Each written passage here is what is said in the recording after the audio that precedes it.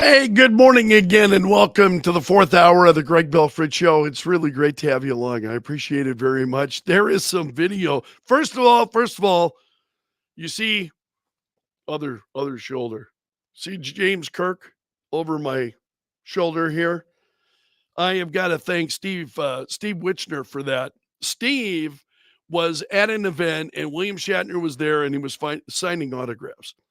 And Steve stood in line to get me a William Shatner autograph for me, to Greg, it says, from William Shatner. Steve, I love that. That's a place of honor. So I want to thank Steve for that. You may have seen Captain Kirk looking over my shoulder here the last few days, but I wanted to make sure that I thank Steve for that because that was incredible. I was blown away by that. He dropped it off at the studio with a note, and it was really just going above and beyond. So I want to thank him for that. All right, let's move on to what's going on. We've got a number of stories here involving Kamala Harris. Let's make sure I present the correct one. Here we go. Kamala Harris promises to make $20 billion in forgivable loans available only for Black entrepreneurs. She really is looking for black males. She is in serious need of black males. Would you? Isn't that a little bit? I mean, really transparent. That just strikes me to be an incredibly transparent move. So yesterday, she unveiled her opportunity agenda for black men. Includes a plan to give out $1 million forgivable loans to black entrepreneurs.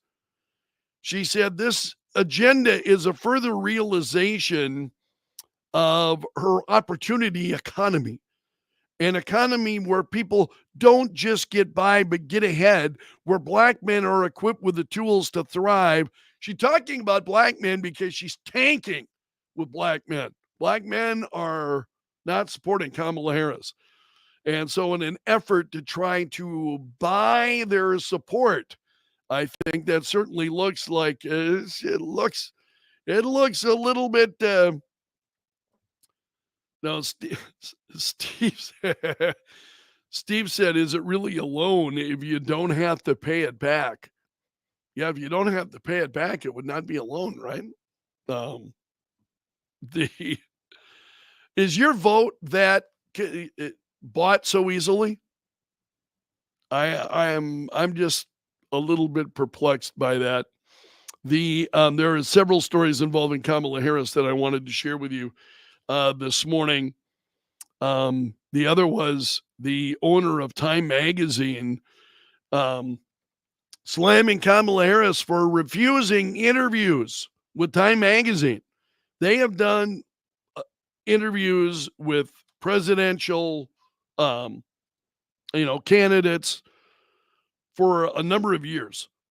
And so Time, now the owner of Time is saying, despite multiple requests, Time has not been granted an interview with Kamala Harris, unlike every other presidential candidate. We believe in transparency and publish each interview in full. Why isn't the vice president engaging with the public on the same level? And he said Harris declined repeated requests for an interview for this story. In contrast, Trump talked about his policy vision with the Time reporter for 90 minutes across 2 interviews. Biden spoke to Time at similar length before dropping out of the race. So that story has also been going viral. In fact, it was trending this morning. This, I think, is a pretty incredible story from Fox News about and you may have seen this Arkansas father is accused of killing a man he found with his daughter who was 14 years old. I've seen this story the last few days and have not talked about it on the show. But he's accused of killing the man he found with his 14-year-old daughter. And now his attorney is saying he could use a heat of passion defense. So he likely will get the charges against him reduced. The man was, and he was facing pretty serious charges, a preliminary charge of first-degree murder. And the family is talking about it. But Fox News is terrible. You have to get down way into the story before you can find what you saw in the headline. It's a bunch of stuff. So here we go. Brian Claypool. He has worked on child sexual abuse cases. Said that if Spencer is charged with first-degree murder, his attorneys have several arguments that could significantly reduce or even eliminate potential time behind bars. That his legal team will clearly argue what's called a heat of passion. That's a defense in the state of Arkansas. What that really means is that Spencer committed the alleged murder in the midst of an emotional disturbance. And I think it's pretty clear that's what this man was facing at the time. 14 years old, you find finding a man with your 14-year-old daughter. That definitely would be the heat of passion moment. Also, these stories are just going to make you shake your head. These were comments that were made by hold on a second. There was one more that hold on. There was one other Kamala Harris story that I had to share. I meant to lead with this one. She delivers a new baffling word salad involving constellations and crime. Gets dubbed Galileo Harris. Have you seen this?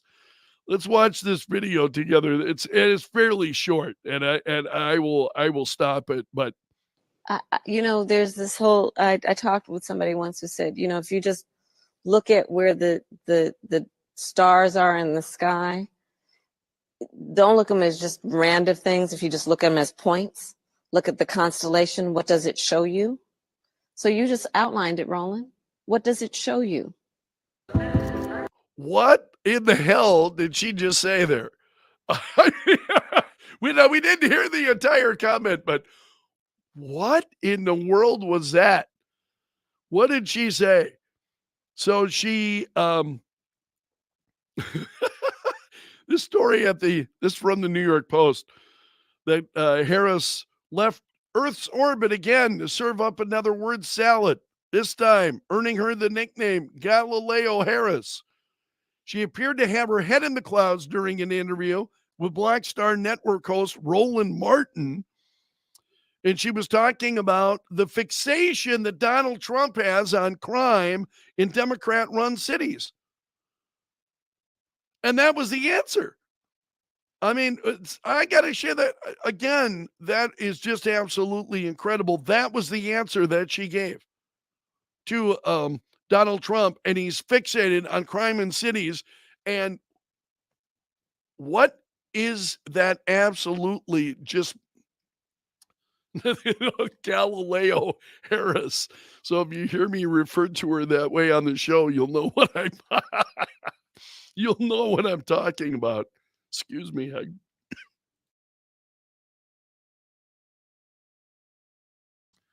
All right. Couple of other stories to share. This is just, honestly, these are Looney Tunes in the news that I'm going to share you with as we wind up here this morning. A professor leaves the university amid a viral comments that he made during a viral lecture. It went viral for a reason. It wasn't because he was just such an incredibly profound speaker. This is a professor at the University of Kansas. The video surfaced earlier this week, and he's critiquing how some people might approach the election. are going to be some males in our society that will refuse to vote for a potential female president because they don't think females are smart enough to be president. We can line all those guys up and shoot them. They clearly don't understand the way the world works. This is what he said. Line them all up and shoot them. He then said, did I say that? Scratch that from the recording. I don't want the deans hearing that I said that. Oh, they did. They did. They did hear it. So now he has left the school after saying that. Here's the thing about these, about cameras. Because when I've got one up in the studio each morning, I've got one just like the one. I have two of them, actually. One down in my office, one up in the studio that I use every morning.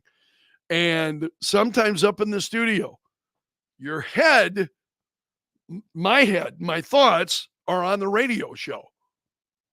Not on this. Not on this. Versus when I'm doing this, my thoughts are on this because I'm doing a video show. So I know it's all about the camera but when the cameras are on, and you're in the midst of doing your thing, your regular job, I would have to say it is pretty easy to forget. Because there are times I look up and it's like, oh yeah, the camera's on. You forget that you turned it on, that's just absolutely crazy. One other story this morning, and similar. This is you're going to hear these stories tomorrow on Looney Tunes in the news, because this is just crazy. This is a hairdryer in Memphis who was making the news, accused of barricading a client inside of the salon. She wanted extra payment, so she'd been criminally charged. She held the client hostage over a $50 fee. So she's charged with aggravated assault and false imprisonment. The woman went to the salon for a hair appointment, for which she paid a $50 deposit.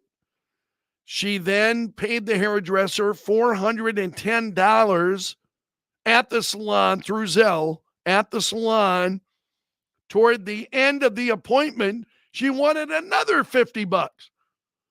Now, how much would you pay for a hair appointment? If you're me, you pay nothing.